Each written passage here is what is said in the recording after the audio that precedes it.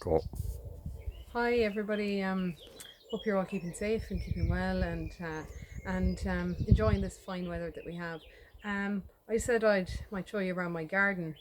When I got my house a number of years ago, I decided I was going to try and plant some, you know, plants for pollinators and for birds in the garden. So I'll start over here first. This is just my vegetable patch. I have a lot of strawberry plants growing in my vegetable patch, and they're really good for pollinators. And actually, they require pollinators because in order to get that really nice strawberry shape, they need to be pollinated many times over. Another really good plant for pollinators is this one here. It's rosemary. Now this is just a new plant I have because I had one growing here before and it died. But again, the flowers here are really good for pollinators. I have lots of fruit bushes in the garden. These are blackcurrant bushes, and again, these are just coming into flower at the moment, and lots of bumblebees and solitary bees and that will come and pollinate that. I also have some raspberry canes inside here as well. They're also really good for pollinators. Up here I have some blueberry bushes.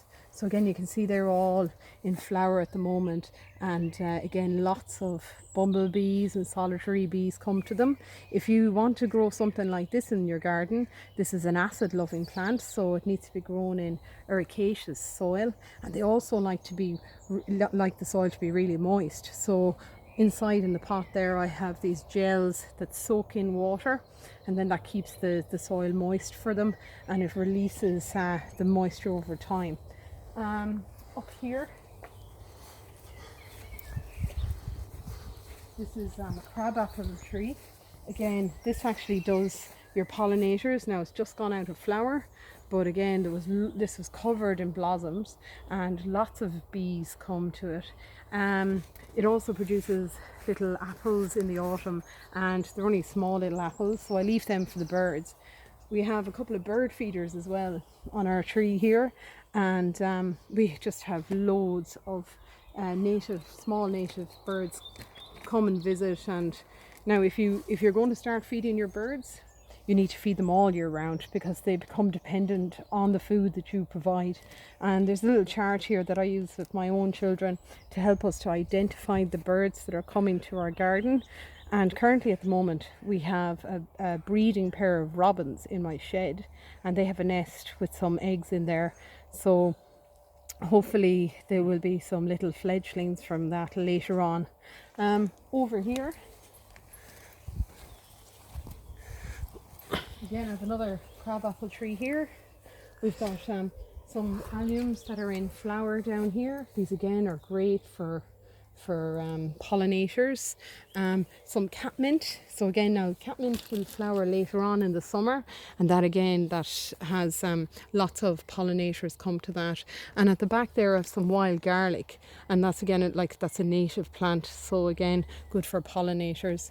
I also have some beautiful lilac here, and this actually came from my own mother's garden, so that's taken really well off.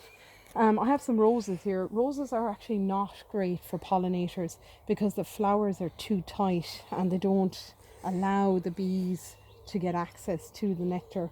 But we have loads of other plants in the garden that are good. These are acrogelia, and these kind of spread all over the garden. I only put down 2 of these plants and they've just kind of self-seeded all over the place.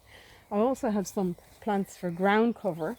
So you can see here, this is a Japanese maple, and it's just again for native birds. A lot of them like to stay on the ground, look for insects, so it's good ground cover.